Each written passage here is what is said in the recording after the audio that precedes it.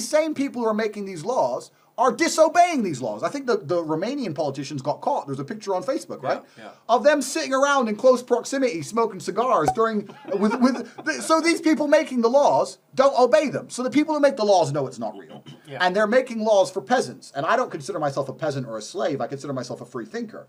And when I sit and I look at all the information, I look at the constant flip-flopping of the World Health Organization, I look at the survival rates, I look at Sweden, where deaths are basically zero, I look at the falsified... Sweden, 3 deaths, Google this, okay?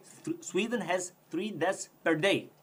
Okay, Romania has 100 deaths per day COVID. Yeah, and Sweden has no lockdown restrictions. Never. None. I've been there 4 times. If you want to have your belief in Corona destroyed, do what I did. When this whole thing started and Sweden said it's not locking down, me as an individual, as soon as I saw my freedom being attacked, I was like, oh, fuck it, I'm out of here.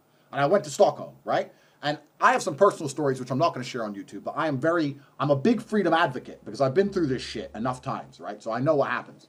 So I went to Sweden, and I'm there, and I was there at the height of the lockdown. You know when you couldn't drive here, and you needed papers to drive? I saw you on Instagram. Yeah, and I'm in Sweden, and we're partying, and everyone's drinking, and they have a lower death rate than any other country in Europe. So why is this? And we started, if you Google Sweden coronavirus, you'll see the cases were higher at the beginning, and now are lower, and the deaths are now 3 deaths per day. Yep, super low. And the reason is because the Swedes... And I'm not even a fan of Sweden's politics. I'm just amazing the Swedes of all people got this right. But the Swedes got it right. The Swedes sat there and said, you can't hide from a virus forever. We have hospitals. The virus is going to spread throughout the population. Those who are particularly weak, exceptionally old, people who could die of anything anyway, may get sick. But most people are going to be okay, and it's going to go down to 0. Whereas what we've done is, I mean, in England, I can talk about the English politics, where they said, we're going to lock down for 2 weeks to make sure the hospitals don't get overrun, blah, blah, blah. They've just locked everyone in their houses again. It's been nearly a year. And France also.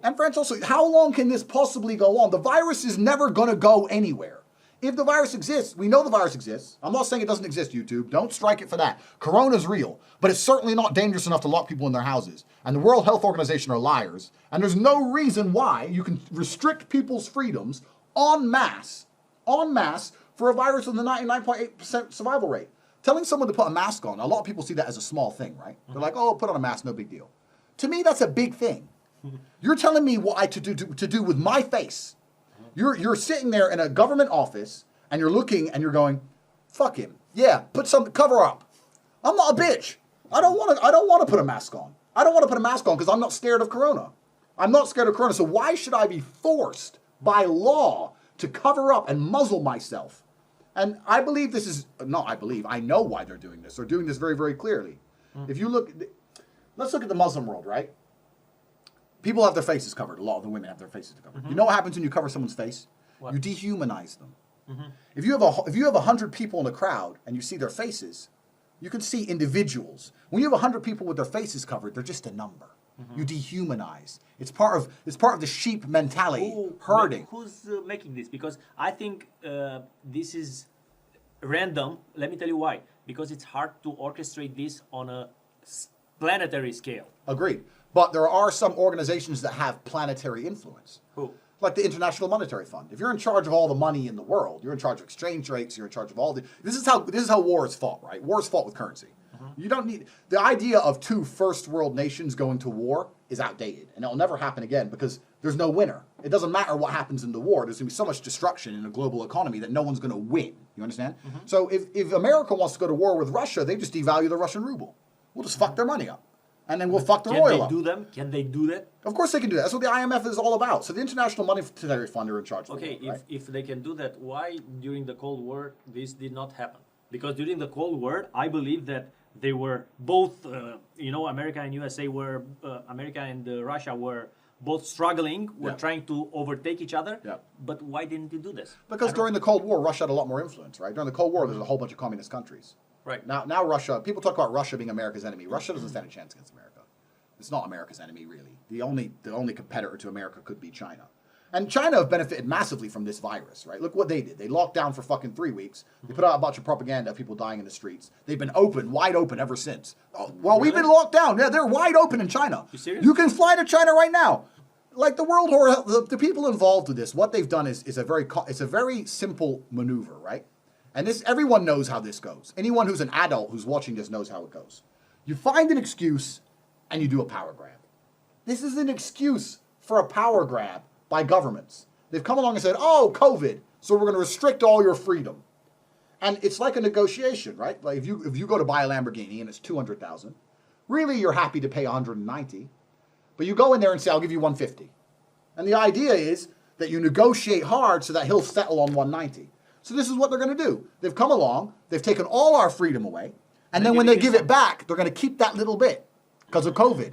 And then because of terrorism, there'll be some other excuse. And then because of this, there'll be some other excuse. And that's how you end up restricted in a world where you can't say and you can't think. Right, but I want to know who are those people?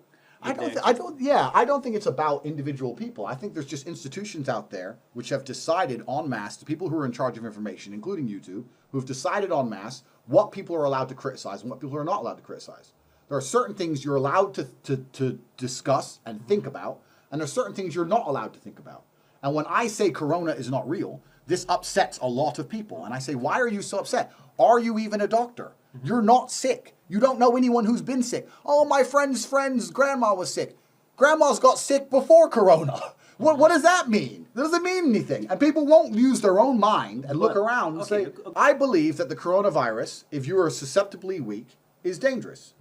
But I also believe the common cold, if you're susceptibly weak, is dangerous. I also believe the flu. I also believe the flu is dangerous. And I do not believe you can destroy the livelihoods and the futures of unlimited people, unlimited young individuals who, let's say, had a business or whatever, destroy their lives en masse to try and save them. I'm trying to save you. Don't worry about losing your whole company. I'm saving you from a virus that isn't going to hurt them anyway. I don't think that's fair. I don't think a government should be coming along and mandating that by fact. I think people should have their own personal choice.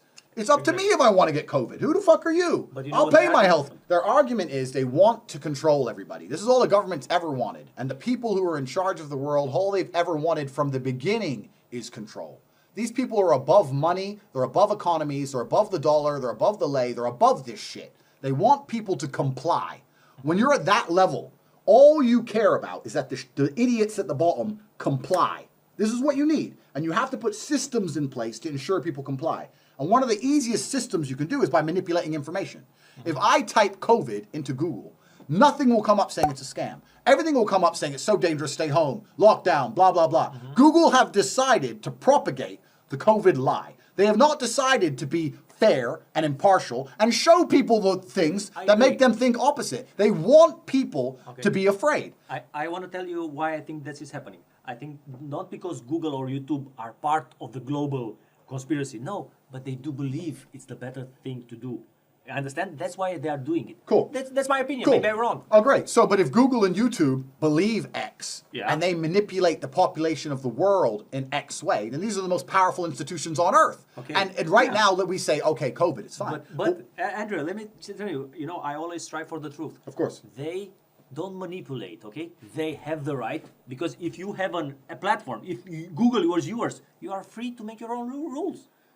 Now, this is an interesting argument. Of course. But firstly, I disagree with you. They do manipulate. Because if they control the information people see, they manipulate. What's the difference between manipulating and influencing? There's no difference. Okay, yeah. They influence, they manipulate, however you want to say it. Yeah. But even now you're manipulating people. Okay, of course. But if you're a search engine, right? Yeah. You're a search engine. Yeah. You're supposed to provide results impartially. You're supposed to say, here's information that if you have an agenda, which these companies do, including YouTube, if you have an agenda, that's fine. But you are influencing, you are manipulating, and that becomes dangerous beyond COVID. When you start looking at things like presidential elections and how they're manipulating people to hate President Trump, how they're manipulating people to hate certain political components, this is a dangerous thing. But you have people out there who are in charge of these institutions, like you said, and it's their fair decision to do what they want, but they can control billions of people's minds. Yes. So if they sit there and go, this politician will do whatever we want, and this one won't.